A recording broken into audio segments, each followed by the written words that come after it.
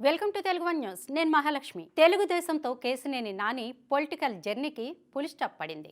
తాను ఎంపీ పదవికి, పార్టీ ప్రాథమిక సభ్యత్వానికి రాజీనామా చేస్తానని స్వయంగా ప్రకటించినా ఆయన రాజీనామా చేసినట్లు కాదు.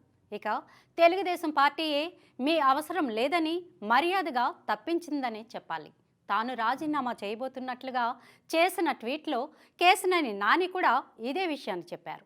ఇక చంద్రబాబు స్వయంగా పార్టీకి తన అవసరం లేదని చెప్పిన తర్వాత తాను ఇంకా ఆ పార్టీలో ఉండటం కరెక్ట్ కాదని, అందుకే రాజీనామా నిర్ణయం తీసుకున్నానని చెప్పారు. అయితే కేసినేని నాని ఇంకా రాజీనామా చేయలేదు. త్వరలో హస్తినకేగి అక్కడ తన లోక్సభ సభ్యత్వానికి రాజీనామా ఇచ్చి ఆ తర్వాత తెలుగుదేశం పార్టీకి రాజీనామా చేస్తానని ఆ ట్వీట్లో పేర్కొన్నారు.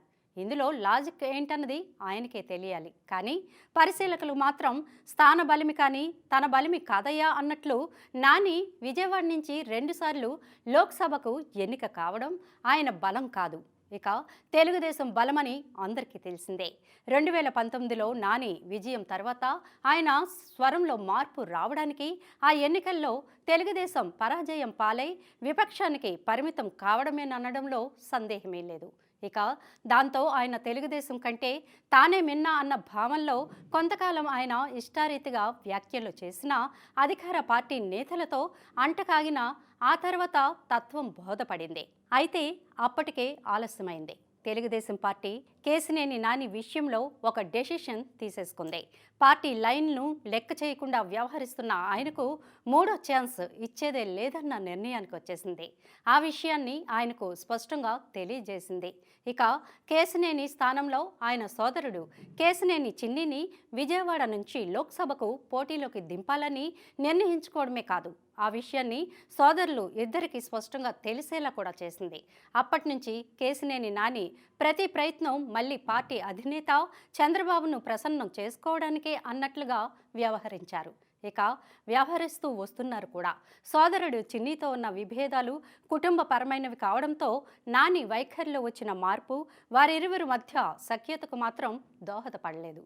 చిన్నిని పక్కన పెడితే చాలు, పార్టీకి పూర్తి స్థాయిలో విధేయుణ్ణై ఉంటానన్నట్లుగానే కేసినేని నాని వ్యవహరిస్తూ వచ్చారు. అయితే ఇరువురు గొడవ తర్వాత ఇంకెంత మాత్రం నాని విషయంలో ఉపేక్షించరాదన్న నిర్ణయానికి తెలుగుదేశం అధినేత చంద్రబాబు వచ్చేశారు. అందుకే తన సహజ తీరుకు భిన్నంగా విస్పష్టంగా నానికి పార్టీ వ్యవహారాలకు దూరంగా ఉండాలని సూచిస్తూ పార్టీ ప్రతినిధుల ద్వారా సమాచారాన్ని అందించారు. దాంతో కంగుతిన్న కేసినేని నాని విషయాన్ని జీర్ణించుకోవడానికి కొంత సమయాన్ని తీసుకున్నారు.